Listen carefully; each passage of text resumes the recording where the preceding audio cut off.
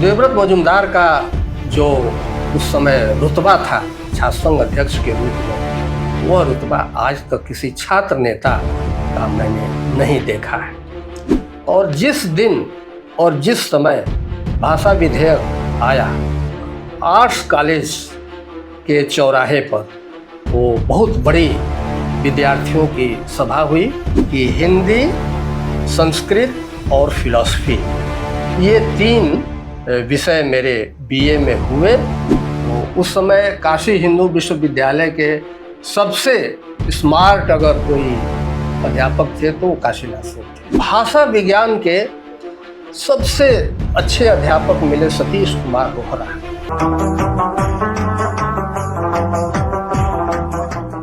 Intermediate करने के बाद जब आप ग्रेजुएशन की तरफ गए तो कहाँ आपकी पढ़ाई हुई और किस तरीके से जो बीए और एमए और उसके बाद फिर सतीश चंद्र कॉलेज में आपकी नियुक्ति और ये सब जो पूरा प्रसंग है उसके बारे में बताइए। ये इंटरमीडिएट के बाद की शिक्षा के बारे में सवाल किया है।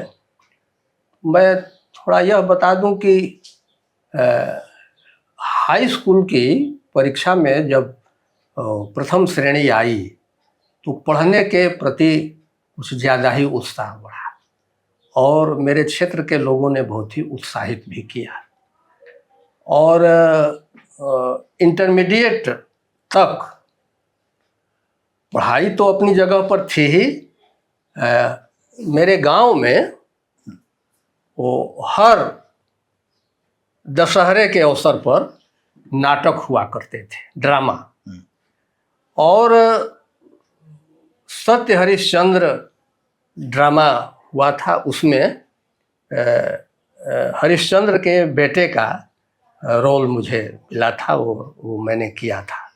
और हर साल ड्रामा में कोई न कोई पाठ, हम लोग पाठ बोलते थे, कोई न कोई पात्र ऐसा होता था जिसके लंबे डायलॉग्स होते थे, वो मेरे जिम्मे सौंप दिए जाते थे कि मैं लंबे डायलॉग्स जो हैं वो बोल लूँगा, याद कर लूँगा।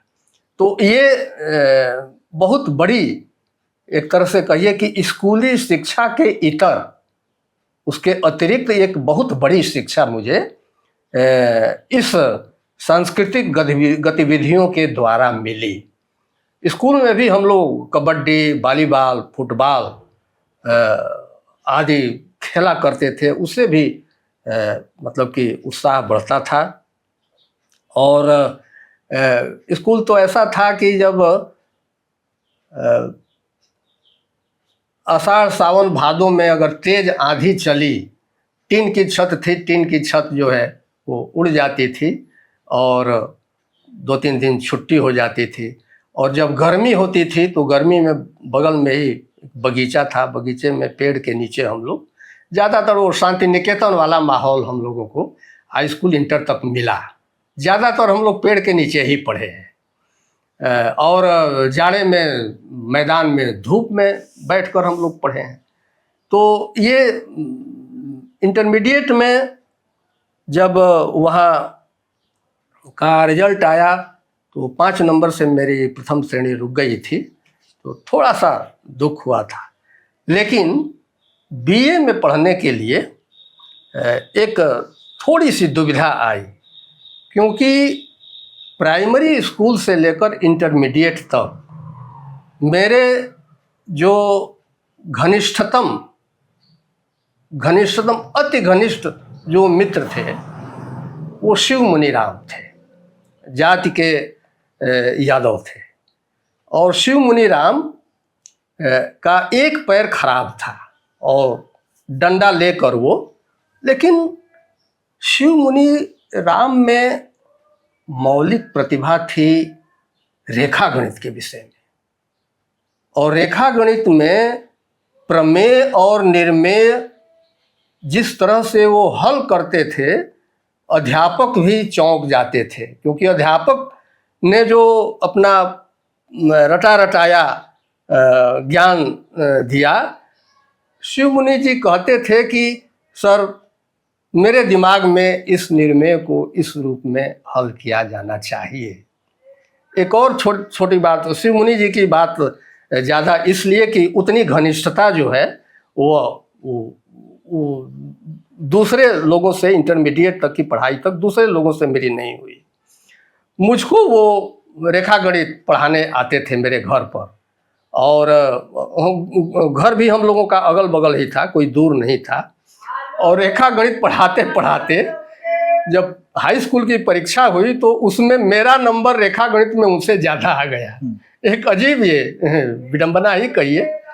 तो ऐसे ही प्राइमरी में एक बार दिया गया ये सुदेशपुरी मेला के बारे में कि मेला पर आप निबंध लिखिए। हम लोगों ने लिखा कि ये आदमियों का मेला लगता है। क्लास में अकेले शिव मुनि जी थे, उन्होंने लिखा कि सामानों का मेला लगता है। और हमारे हेडमास्टर चौंक गए। उन्होंने कहा कि अकेला लड़का जो है जिसने लिखा है कि सामानों का मेला लगता है, सबने तो वो लिखा है कि आदमियों का मेला लगता है, लेकिन वाकई सामानों का मेला लगता है। ये मौलिक प्रतिभा शिव मुनि जी में थी और हम लोगों की खूब घनिष्ठता हुई, अपरंपार घनिष्ठता हुई। इंटरमीडिएट के बाद शिव मुनि जी चाहते थे कि मैं इलाहाबाद विश्वविद्यालय चलूं, और मेरे गांव के थे दिवाकर सिंह, वो बीए बीएचयू से पढ़ चुके थे। उन्होंने जिद पकड़ ली कि नहीं, बनारस हिंदू यूनिवर्सिटी में इनको पढ़ना है। और शिव मुनि जी इसलिए इलाहाबाद ले जाना चाहते थे क्योंकि उनके दिमाग में कुछ प्रतियोगी परीक्षा, और इलाहाबाद का तो उस समय बहुत जोर था। और हम लोगों के एक सीनियर थे हर नारायण राम, और हर नारायण राम ने अपनी बौद्धिक और शारीरिक क्षमता के आधार पर सब इंस्पेक्टर की परीक्षा उस समय उत्तीर्ण कर ली थी। इसका बड़ा जोर था, शोर था, क्योंकि मेरा जो गांव जवार है उसमें अगर आप किसी से कहिए कि अमुक डिप्टी कलेक्टर बने हैं तो लोग उतने खुश नहीं होते थे जितना खुश होते थे कि अमुक जो है वो दरोगा बन गए हैं। ये उस समय की समझ थी। और आपसे एक और थोड़ा जिक्र मैं करना चाहता हूँ कि मेरे गांव के ही एक राम छवि, वो दुसाध जाति के थे, लेकिन जूनियर इंजीनियर की परीक्षा उन्होंने पास की थी, और जूनियर इंजीनियर, पहले हमारे गांव के जूनियर इंजीनियर वही बने थे, राम छवि दुसाध पहले जूनियर इंजीनियर बने थे। और वो क्षेत्र में तो बहुत से लोग थे, जैसे बरमेश्वर राम उस क्षेत्र के पहले इंजीनियर थे, जात के कोयरी थे, लेकिन इंजीनियर हमारे क्षेत्र के पहले थे बरमेश्वर राम। फिर एक रामदेव दुबे हुए इंजीनियर हमारे क्षेत्र के। तो इस प्रकार से एक ऐसा माहौल था जो पढ़ाई की ओर प्रेरित कर रहा था कि हमें भी कुछ बनना चाहिए। तो शिव मुनि जी इलाहाबाद ले जाना चाहते थे। दिवाकर जी ने जिद पकड़ ली कि नहीं, बीएचयू चलना है, और मेरे घर के लोगों ने निर्णय किया कि नहीं, बनारस ही पढ़ना है, बनारस ही पढ़ना है। थोड़े मन में एक और इसलिए आया कि एक संस्कृत के पंडित जी थे मदन मोहन द्विवेदी, और मदन मोहन द्विवेदी ने संस्कृत पढ़ाते हुए हम लोगों से कहा था एक दिन कि जिस दिन मेरा बनारस छूटा, मैं समझ गया कि मेरे पूर्व जन्म का सारा पुण्य जो है वो खत्म हो गया है। तो बनारस के प्रति एक ये भी आकर्षण था कि वो मदन मोहन द्विवेदी के आने के समय से आप घड़ी मिला सकते थे, इतना पंक्चुअल थे।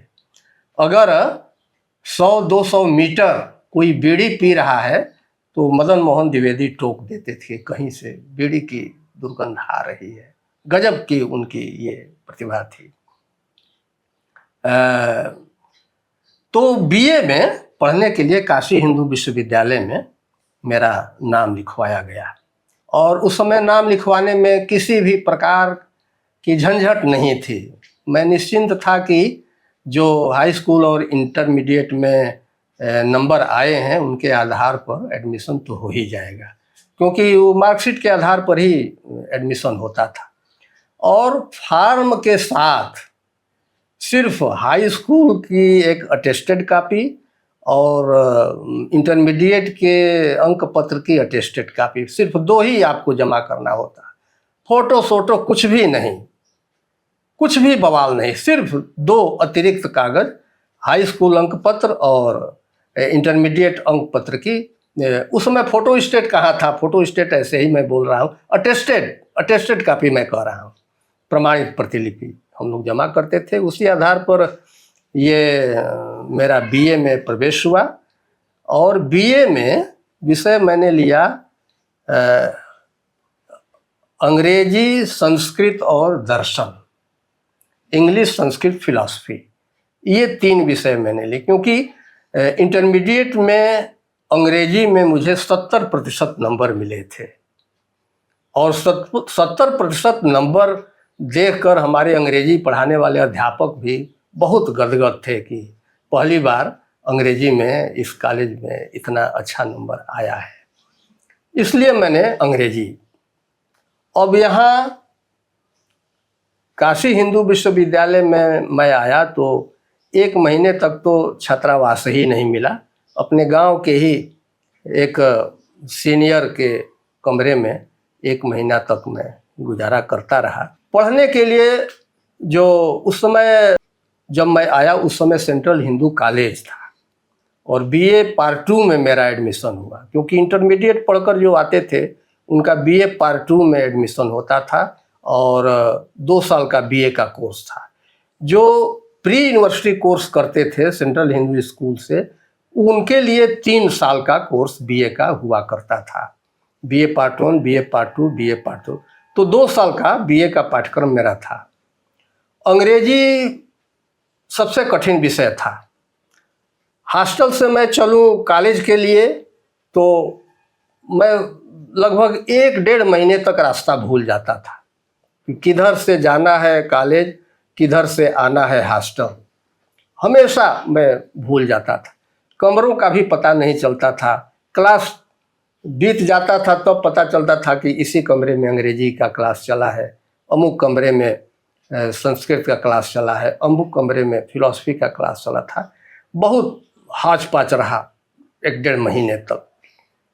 वो तो कहिए कि छात्र संघ का चुनाव आया और देवव्रत मजूमदार छात्र संघ के अध्यक्ष पद के लिए चुनाव लड़ रहे थे और उस चुनाव के प्रति इतनी दिलचस्पी थी कि जिस दिन से चुनाव की घोषणा हुई कमरे कमरे जाकर प्रत्याशी भाषण देते थे। पढ़ाई एकदम एक तरह से डिस्टर्ब ही हो गई थी और मेरा मन उन भाषणों को सुनने में ज़्यादा लगता था, क्योंकि गांव से आया था। बीएचयू में मन ही नहीं लग रहा था, एकदम ही मन नहीं लग रहा था। तो चुनाव जब शुरू हुआ तो भाषण सुनने में बड़ा मज़ा आता था। चौराहों पर जाकर भाषण सुनते थे और देवव्रत मजूमदार थे, एनपी सिन्हा, वो एनपी सिन्हा वो AISF से खड़े थे उस समय, और दीपक मलिक को मैंने देखा था उनका चुनाव प्रचार करते हुए, और उन्हीं दिनों तुलसी राम को भी मैंने देखा था। और तुलसी राम मेरा अनुमान है एक कि मेरी ही तरह एक बीए के विद्यार्थी के रूप में नए नए आए थे। कुर्ता पाजामा पहनते थे और वो कंधे में झोला लटकाए रहते थे, दुबले पतले थे, चेहरे पर चेचक के दाग थे। लेकिन जहाँ भी AISF की सभा या मीटिंग हुआ करती थी तुलसी राम जरूर वहाँ पहुँचते थे। मेरे मन में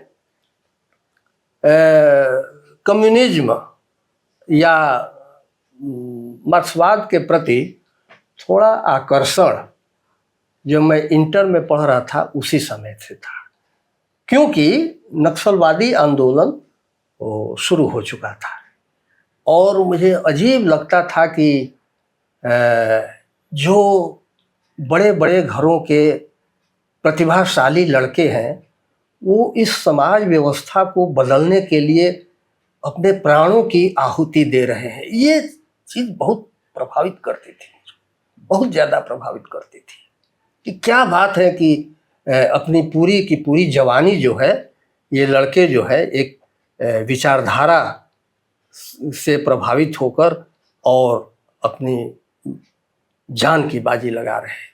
थोड़ा उससे मेरे दिमाग में ये था, इसलिए और संयोग कुछ ऐसा हुआ कि जब मुझे छात्रावास मिला तो मेरे रूम पार्टनर भी AISF से जुड़े हुए थे, यह भी संयोग हुआ, राजगिरी सिंह उनका नाम था। तो जब छात्र संघ के अध्यक्ष के रूप में देवव्रत मजुमदार का चयन हुआ, मजुमदार की वक्तृता को मैं क्या कहूँ, यानी कोई भी प्रभावित हुए बिना नहीं रहता। हिंदी, अंग्रेजी और बांग्ला, इन तीनों भाषाओं पर उनका ज़बरदस्त अधिकार था और अधिकार के साथ वो भाषण देते थे। देवव्रत मजुमदार का जो उस समय रुतबा था छात्र संघ अध्यक्ष के रूप में, वह रुतबा आज तक किसी छात्र नेता का मैंने नहीं देखा है। और जैसे ही छात्र संघ का चुनाव हुआ, उसके कुछ ही महीने बाद केंद्र सरकार भाषा विधेयक लाने वाली थी और मुझे जहाँ तक याद है उप प्रधानमंत्री और वित्त मंत्री मोरारजी देसाई थे, श्रीमती इंदिरा गांधी प्रधानमंत्री थी और मल्टीपर्पज़ हॉल जो सेंट्रल ऑफिस के सामने था, और मल्टीपर्पज़ हॉल में एक साथ 6,000-7,000 लड़कों के बैठने की व्यवस्था थी। इतना बड़ा हॉल था। अब तो उसको कई भागों में बांट दिया गया है। तो मोरारजी देसाई की सभा मल्टीपर्पज़ हॉल में थी और मजुमदार ने छात्र संघ के अध्यक्ष के रूप में एक तरह से चुनौती दी कि सरकार भाषा विधेयक लाने जा रही है, उस भाषा विधेयक से हम छात्रों की असहमति है और अगर सरकार भाषा विधेयक लाने में अगर सफल रही तो काशी हिंदू विश्वविद्यालय का छात्र संघ और यहाँ के विद्यार्थी डटकर उसका विरोध करेंगे। मोरारजी देसाई इसके बाद बोले और उन्होंने कहा कि अगर विद्यार्थी विधेयक का विरोध करेंगे तो स्टेट का काम है कानून व्यवस्था को नियंत्रण में रखना, स्टेट भी, सरकार भी कानून व्यवस्था नियंत्रित रखने के लिए प्रयास करेगी। और जिस दिन और जिस समय भाषा विधेयक आया, ठीक उसी दिन और उसी समय आर्ट्स कॉलेज के चौराहे पर, जो कि आर्ट्स कॉलेज और साइंस कॉलेज के बीच में पड़ता है, उस समय वो आर्ट्स कॉलेज हम लोग कहते थे, तो चौराहे पर वो बहुत बड़ी विद्यार्थियों की सभा हुई और उस सभा में छात्र संघ अध्यक्ष मजुमदार, राम बच्चन पांडे, लाल मुनि चौबे, मार्कंडेय सिंह, जितने बड़े छात्र नेता थे, वो देवव्रत मजुमदार के साथ साथ वो दीपक मलिक, NP सिन्हा, सभी छात्र नेता जो हैं वो छात्र संघ अध्यक्ष के आह्वान पर वहाँ इकट्ठा हुए और उस भाषा विधेयक का वहीं से विरोध शुरू हुआ और प्रतिदिन किसी न किसी रूप में बड़ा जुलूस, बड़ा प्रदर्शन। आप आश्चर्य करेंगे कि उस जुलूस में, यानी जैसे BHU गेट से जुलूस शुरू होता था और हम लोग पैदल काशी स्टेशन तक गए थे उस भाषा विधेयक का विरोध करने के लिए और ट्रेनें रोकी थी और कई समूहों में वो प्रदर्शन हुआ करते थे। जैसे एक समूह जो है BHU गेट से चलकर कैंट स्टेशन पहुंचता था और वहाँ ट्रेन रोकी जाती थी। काशी स्टेशन हम लोग पहुँचे थे, ट्रेन रोकी थी हम लोगों ने, वहाँ पुलिस आई और पुलिस से बचने के लिए हम लोगों ने भागना शुरू किया। भागते भागते यानी मुश्किल से अब 5-7 मीटर की दूरी पर ही पुलिस का डंडा रह गया था। एक घर में हम लोग घुसे और घर में गार्जियंस ने हम लोगों की रक्षा की। उस समय के गार्जियन भी इतने दिलेर हुआ करते थे।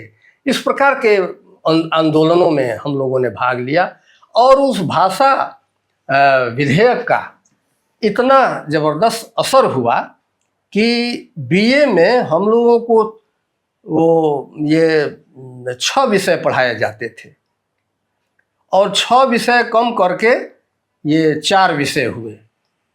3 जो ऑप्शनल विषय थे वो और एक कोई कंपलसरी। उस कंपलसरी में आप हिंदी लीजिए या अंग्रेजी लीजिए या संस्कृत लीजिए या मराठी लीजिए, तमिल, तेलुगु, कोई एक भाषा आप लीजिए।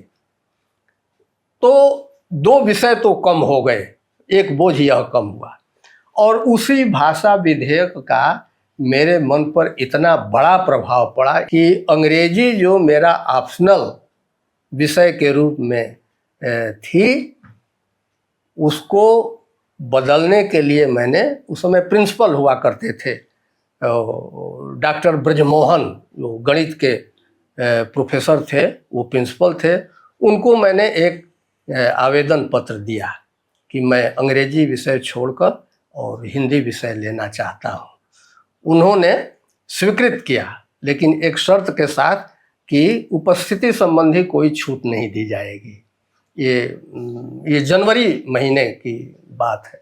उपस्थिति के लिए मैं निश्चिंत था कि जब छात्र अध्यक्ष मजुमदार हैं तो फिर उपस्थिति वगैरह को लेकर कोई चिंता की बात नहीं है। और होता भी था ऐसा कि उपस्थिति को लेकर कोई विद्यार्थी परीक्षा से वंचित नहीं किया जाता था। वही मेरे जीवन का मैं समझता हूँ कि एक महत्वपूर्ण मोड़ है कि हिंदी, संस्कृत और फिलॉसफी, ये 3 विषय मेरे बीए में हुए। और बीए में प्रथम श्रेणी आई। उसके बाद एमए में जिस दिन हिंदी विषय में मेरा प्रवेश हुआ, मेरे हर्ष और उल्लास का वो एक तरह से याद करने वाला दिन था। और एमए में प्रवेश हुआ हिंदी विषय में। मेरे एक मित्र मिल गए छात्रावास के, प्रेम नारायण श्रीवास्तव, और एमए की प्रीवियस की कक्षा में प्रवेश करने से पहले प्रेम नारायण श्रीवास्तव ने शपथ दिलाई कि 2 साल तक हम सिर्फ अध्ययन पर जोर देंगे, किसी लड़की से बात नहीं करेंगे। मुझे आज यह सुनकर सोचकर वो हंसी आती है कि प्रेम नारायण श्रीवास्तव ने क्यों यह शपथ दिलवाई। हम दोनों लोगों ने ये शपथ ली। और कुछ अब एमए में आने पर ऐसे विद्वान अध्यापक तो बीए में ही मिल गए थे। जैसे काशीनाथ सिंह चंद्रगुप्त नाटक पढ़ाते थे और उस समय काशी हिंदू विश्वविद्यालय के सबसे स्मार्ट अगर कोई अध्यापक थे तो वो काशीनाथ सिंह थे। मैंने संस्मरण में लिखा भी है कि बम्बई से जब वेशभूषा अत्याधुनिक होकर आगे बढ़ती थी तो बनारस में सबसे पहले काशीनाथ सिंह के बदन पर ही वो दिखती थी। काशीनाथ सिंह इतने स्मार्ट थे और अपने वेशभूषा के प्रति इतने वो सावधान और सतर्क थे। वो चंद्रगुप्त नाटक पढ़ाते थे। उसी पढ़ाई के दौरान उन्होंने कहा कि चंद्रगुप्त नाटक का नायक अगर चंद्रगुप्त है तो हीरो चाणक्य है। और यह वाक्य जो है थोड़ा बहुत ही आकर्षक लगता था। फिर होला शंकर व्यास बिहारी हम लोगों को पढ़ाते थे और पढ़ाते पढ़ाते वो इतना डूब जाते थे जैसे यानी उनके होठों पर झाग दिखाई देने लगते थे, इतना वो रमकर पढ़ाते थे। शिव प्रसाद सिंह हम लोगों को आंसू पढ़ाते थे। पतझड़ था झाड़ खड़े थे सूखी सी फुलवारी में, किसलैदल कुसुम बिछाकर आए तुम इस क्यारी में। ऐसे पढ़ाते थे जैसे ये सब छंद तुरंत हम लोगों को याद हो जाते थे। या याद कर लेने की एक प्रेरणा मिल जाती कि तुरंत इसको याद कर लेना चाहिए। और भी अध्यापक थे, लेकिन मेरी समझ से बीए में इन 3 अध्यापकों ने सबसे ज़्यादा प्रभावित किया। एमए में आए तो एमए में भोला शंकर व्यास, काशीनाथ सिंह, शिव प्रसाद सिंह, ये तो थे ही। भाषा विज्ञान के सबसे अच्छे अध्यापक मिले सतीश कुमार रोहरा।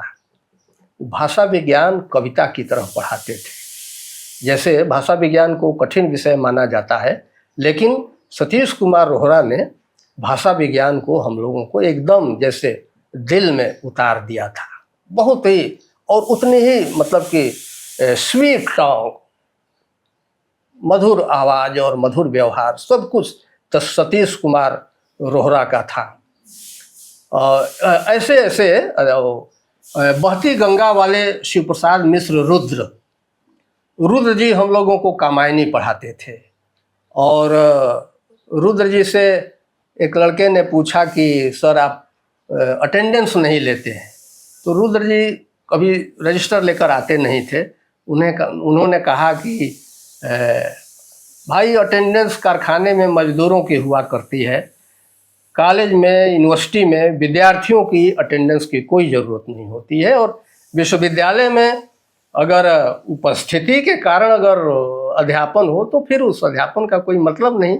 विद्यार्थी के अंदर खुद ही ऐसी इच्छा जागृत होनी चाहिए कि वो खुद इंटरेस्ट ले, दिलचस्पी ले पढ़ने के लिए। और खूब हम लोग मतलब कि एमए की पढ़ाई में एक ही विद्वान भाषा विज्ञान भी पढ़ा रहे हैं, भारतीय काव्य शास्त्र भी पढ़ा रहे हैं, पाश्चात्य काव्य शास्त्र भी पढ़ा रहे हैं, अज्ञेय को भी पढ़ा रहे हैं। उस समय तक मुक्तिबोध हम लोगों के पाठ्यक्रम में नहीं आए थे। धूमिल की तो बात ही दूसरी थी, मुक्तिबोध भी नहीं पाठ्यक्रम में आए थे, लेकिन मुक्तिबोध का नाम जो है हम लोगों ने सुन रखा था। और कुछ उस समय के विभागाध्यक्ष का ऐसा प्रभाव था कि अगर कोई अध्यापक न बताए तो रामविलास शर्मा का भी नाम हम लोग न जान पाए, क्योंकि डॉक्टर नगेंद्र छाए हुए थे पाठ्यक्रम में या समीक्षा के तौर पर। कामायनी के अध्ययन की समस्याएं उनकी किताब पढ़ते थे। साकेत एक अध्ययन नगेंद्र, तो विद्वान के रूप में डॉक्टर नगेंद्र को ही हम लोग वो सबसे बड़ा विद्वान मानते थे, ऐसा छाए हुए थे। अब तो थोड़ा सोचने विचारने की क्षमता आ गई है, इसलिए अब समझ में आ रहा है कि क्यों डॉक्टर नगेंद्र छाए हुए थे। तो हजारी प्रसाद द्विवेदी को उसी समय हमने देखा था एमए में पढ़ते हुए ही। और हजारी प्रसाद द्विवेदी आए थे, उनकी 60वीं वर्षगांठ शिव प्रसाद सिंह ने मनाई थी, और द्विवेदी जी को पहली बार देखा था, पहली बार सुना भी था। उसके बाद तो द्विवेदी जी को 20 बार हम लोगों ने भाषण देते हुए सुना था। अगर थोड़ा सा जिक्र द्विवेदी जी के साथ थोड़ी सी आत्मीयता का एक क्षण आया था, और शिव प्रसाद सिंह के यहाँ हम गए थे वाचस्पति के साथ।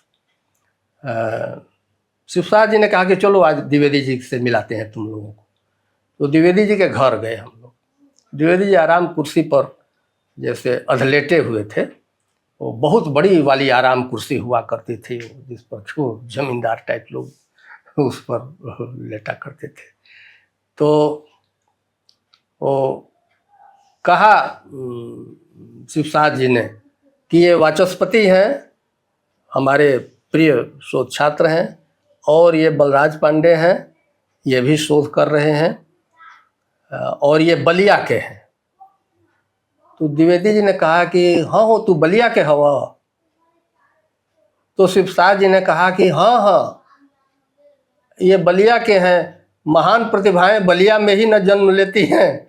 द्विवेदी जी ठठा कर हंसे। उनका अट्टहास जो है एकदम करीब से मैंने देखा। और उन्होंने अपनी पत्नी से कहा कि अरे शिव प्रसाद आइल हवन हो, तारा नैहर से जौन में थौरवा आइल हो उल्ले आव। तो एक छिपुली में, वो आज तो तस्तरी लोग बोलते हैं, हम लोग छिपुली बोलते थे। तो एक छिपुली में 4 थे मेथौरा, क्योंकि हम लोग 3 आदमी थे, 3 आदमी हम लोग थे, मैं, वाचस्पति और शिव प्रसाद सिंह। लाना चाहिए था 3, लेकिन 3 की संख्या के बारे में सब लोगों को मालूम भी है, वो 4 थे लाइन। हो सकता है वो द्विवेदी जी के लिए भी लाई हो, लेकिन द्विवेदी जी शायद न खाते हों, क्योंकि 3 तो एक आदमी खा ले चुके थे, 1 बच गया। द्विवेदी जी ने शिव प्रसाद जी से कहा कि तू खा लो, शिव प्रसाद जी ने कहा ना।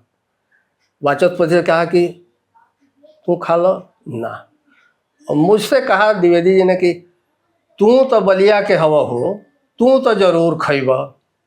अब इतना सुनते ही तुरंत मैंने उठाया छिपुली से और अपने हिस्से का वो भी द्विवेदी जी के कहने पर खा लिया। एक बड़ा दिलचस्प मुझे लगा कि इसका जिक्र कर देना चाहिए इस बतकही में।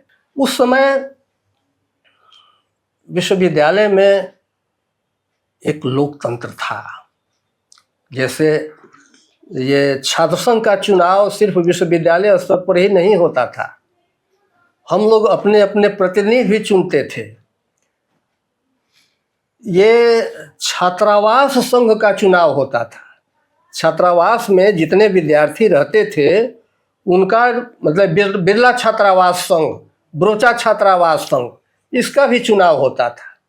और छात्रावास संघ के चुनाव में ये नियम था कि कोई भी प्रकाशित सामग्री नहीं आएगी, प्रचार में भी प्रकाशित सामग्री का कोई उपयोग नहीं कर। हम लोग हाथ से लिख लेकर प्रचार करते थे, अमुक को अध्यक्ष के लिए, अमुक को महामंत्री के लिए, अमुक को पुस्तकालय अध्यक्ष के लिए वो आप वोट दें। ये बड़ा लोकतांत्रिक इस समय उस समय का माहौल था। और प्रोफेसरों से या किसी भी विश्वविद्यालय के अधिकारी से भय नाम की तो कोई चीज़ ही नहीं थी। एकदम निर्भय होकर हम लोग रहते थे। ये एक लोकतांत्रिक माहौल उस समय था। आराम से छात्र संघ का ये था कि आप बहुत आसानी से, अगर कोई थोड़ा सेंट्रल ऑफिस का अधिकारी कुछ थोड़ा टाइट होकर बोलता था तो विद्यार्थी कह देता था कि अच्छा तो रुकिए, मैं मजुमदार के यहाँ जा रहा हूँ कि ये समस्या है। अब वो तुरंत ना बाबा मजुमदार के यहाँ मत जाओ, आओ तुम्हारा काम कर देते हैं। इस प्रकार की स्थिति उस समय छात्र संघ की थी।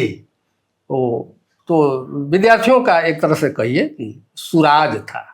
सुराज मैं शब्द का प्रयोग कर रहा हूँ। यह एमए में कुछ ऐसा हुआ कि उस समय ही सेमेस्टर प्रणाली में हम लोगों ने परीक्षा दी थी, 4 सेमेस्टर। लेकिन कुछ ऐसा संयोग बना कि 6 महीने पर जो सेमेस्टर की परीक्षा संपन्न हो जानी चाहिए थी वो कभी भी नहीं हो पाती थी, क्योंकि हर साल किसी न किसी राष्ट्रीय मुद्दे को लेकर ये आंदोलन हो जाया करता था, जरूर आंदोलन हो जाया करता था।